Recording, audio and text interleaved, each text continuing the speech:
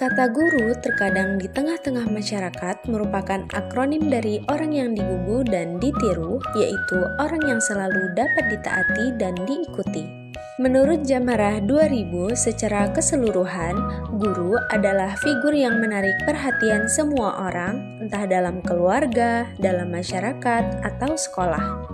Menurut Departemen Pendidikan dan Kebudayaan dalam Yamin dan Maisah, guru adalah seseorang yang mempunyai gagasan yang harus diwujudkan untuk kepentingan anak didik sehingga menunjang hubungan sebaik-baiknya dengan anak didik sehingga menjunjung tinggi, mengembangkan dan menerapkan keutamaan yang menyangkut agama, kebudayaan, dan keilmuan. Dapat disimpulkan bahwa seorang guru bukan hanya sekedar pemberi ilmu pengetahuan kepada murid-muridnya, akan tetapi dia seorang tenaga profesional yang dapat menjadikan murid-muridnya. Dapat disimpulkan bahwa seorang guru bukan hanya sekedar pemberi ilmu pengetahuan kepada murid-muridnya, tapi yang membimbing kepada hal yang baik. Selanjutnya yaitu syarat-syarat guru.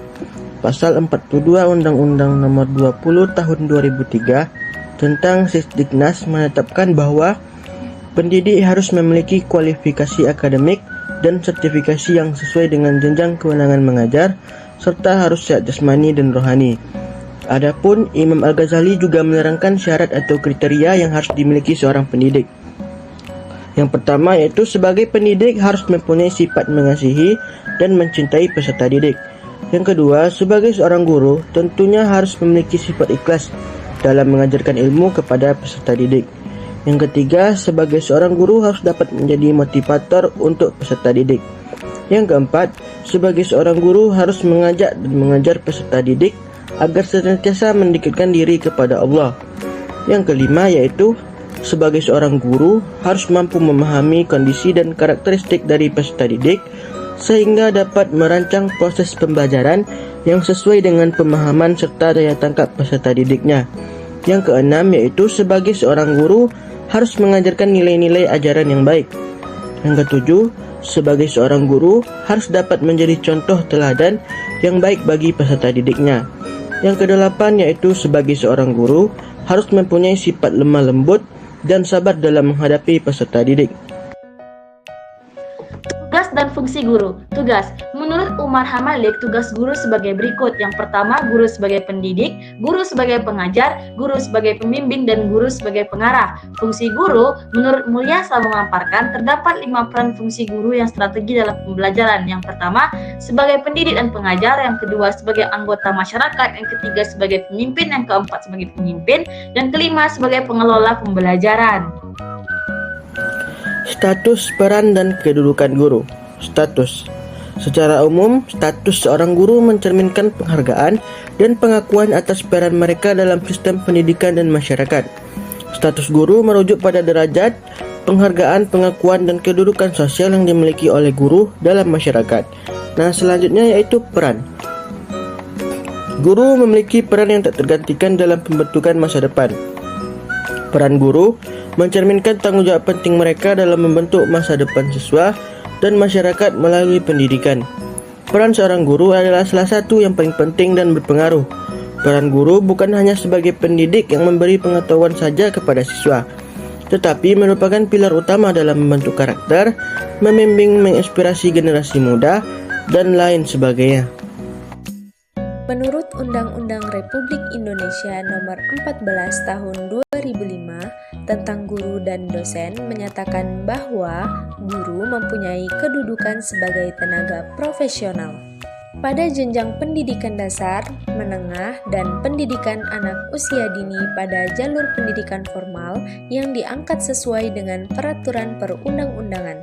Guru adalah suatu kedudukan yang melekat pada diri orang tertentu dan dengan kedudukan itu padanya terdapat tanggung jawab untuk mengajar dan membelajarkan siswa yang ia hadapi.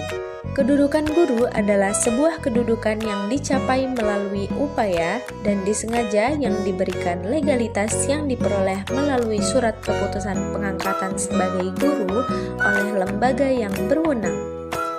Kedudukan guru adalah posisi atau status yang dimiliki oleh seorang guru dalam konteks masyarakat dan sistem pendidikan.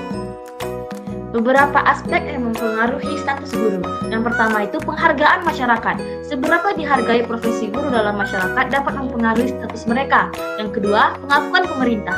Pengakuan resmi dan dukungan dari pemerintah dapat meningkatkan status seorang guru. Yang ketiga, kualitas pendidikan. Tingkat pendidikan, kualitas pengajaran, dan pencapaian akademis guru juga dapat mempengaruhi status mereka. Yang keempat, pengaruh dalam pendidikan guru yang memiliki pengaruh yang kuat dalam membentuk kebijakan pendidikan, mengembangkan kurikulum, atau menjadi pemimpin di sekolah. Yang kelima, dukungan orang tua dan siswa. Dukungan dari orang tua dan penghargaan dari siswa terhadap guru juga dapat mempengaruhi status mereka dalam masyarakat. Beberapa dimensi yang dapat mempengaruhi kedudukan guru. Yang pertama yaitu pengakuan masyarakat. Seberapa dihormati dan diakui guru dalam masyarakat dapat mempengaruhi kedudukannya. Yang kedua yaitu pendidikan dan kualifikasi. Tingkat pendidikan dan kualifikasi guru juga dapat memainkan peran dalam menentukan kedudukan mereka. Yang ketiga yaitu ketuaan prestasi. Guru yang mencapai prestasi luar biasa dalam mendidik siswa berkontribusi pada penelitian atau pengembangan kurikulum. Nah, yang terakhir yaitu upaya pengembangan diri. Guru yang terus berusaha meningkatkan keterampilan mereka, terlibat dalam pelatihan, dan berpartisipasi dalam komunitas pendidikan seringkali dianggap memiliki kedudukan yang lebih tinggi. Pandangan Islam tentang guru. Dalam Islam, pendidik adalah orang-orang yang bertanggung jawab terhadap perkembangan peserta didik dengan mengupayakan seluruh potensi yang ada dalam anak, baik potensi kognitif, afektif, maupun psikomotorik. Guru dalam Islam ialah siapa saja yang bertanggung jawab terhadap perkembangan anak didik. Dalam Islam, orang yang paling bertanggung jawab adalah orang tua, ayah dan ibu. Anak didik, tanggung jawab itu disebabkan oleh dua hal, yaitu yang pertama karena kodrat, yaitu karena orang tua ditakdirkan menjadi orang tua anaknya, dan karena itu ia ditakdirkan pula bertanggung jawab mendidik anaknya. Yang kedua, karena kepentingan kedua orang tua, yaitu orang tua berkepentingan terhadap kemajuan perkembangan anaknya. Pendidik dalam ajaran Islam sangatlah dihargai kedudukannya. Oleh karena itu, pendidik mempunyai kedudukan tinggi, sebagaimana yang dilukiskan dalam firman Allah Subhanahu wa Ta'ala dalam Quran Surah Al-Mujadilah ayat 11, yang mana artinya, berdiri dan hormatilah guru dan berilah penghargaan. Seorang guru itu hampir saja merupakan seorang rasul, dan beberapa pernyataan tentang tugas guru dapat disebutkan di sini yang diambil dari uraian penulis Muslim tentang syarat dan sifat guru. Yang pertama itu, guru harus mengetahui karakter murid. Yang kedua, guru harus selalu berusaha meningkatkan keahliannya. Yang ketiga, guru harus selalu mengamalkan ilmunya. Guru merupakan jabatan atau profesi yang memerlukan keahlian khusus sebagai guru. Pekerjaan ini tidak bisa dilakukan oleh sembarang orang tanpa memiliki keahlian sebagai guru. Untuk menjadi guru yang profesional diperlukan syarat-syarat dan harus menguasai tentang pendidikan dan pengajaran dengan berbagai ilmu pengetahuan lainnya yang perlu dibina dan dikembangkan melalui masa pendidikan tertentu. Guru memiliki peran yang sangat penting bagi suatu bangsa, terutama bagi bangsa yang sedang dalam proses pembangunan. Melalui pengabdian mereka, nilai-nilai, pengetahuan, dan keterampilan ditanamkan kepada para siswa. Kedudukan guru adalah posisi atau status yang dimiliki oleh seorang guru dalam konteks masyarakat dan sistem pendidikan.